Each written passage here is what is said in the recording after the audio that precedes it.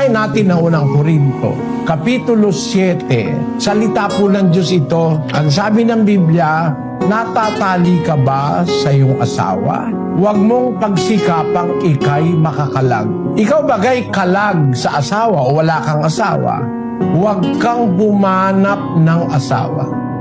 Maaari yung asawa mo, bunga ng paghahanap mo na hindi ka sinamahan ng Diyos. Kasi ikaw mismo, hindi ka sumusunod sa Diyos.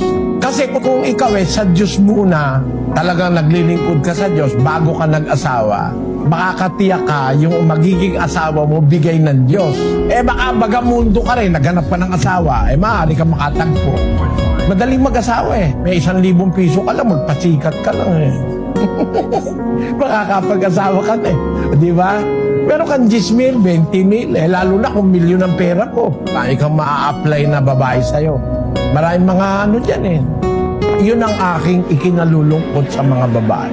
Kasi karamihan sa babae parang umaasa na lang sa lalaki. Hindi ganon ang babae sa Biblia. Yung talagang mapangasawa mo, bigay ng Diyos. Ibang klaseng babae yun 31 Gs ng Kawikaan. Isang mabait na babae, sinong makakasumpong? Sapagkat ang kanyang halaga ay higit na makapupo kaysa mga rubi. Ang puso ng kanyang asawa ay tumitiwala sa kanya at siya'y hindi kukulangin ng pakinabang.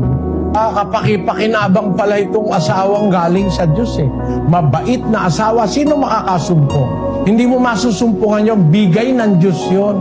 Anong klaseng babae ito?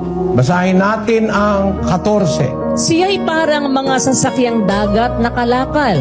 Nagdadala siya ng kanyang pagkain mula sa malayo. Ito palang babaeng mabait na asawa.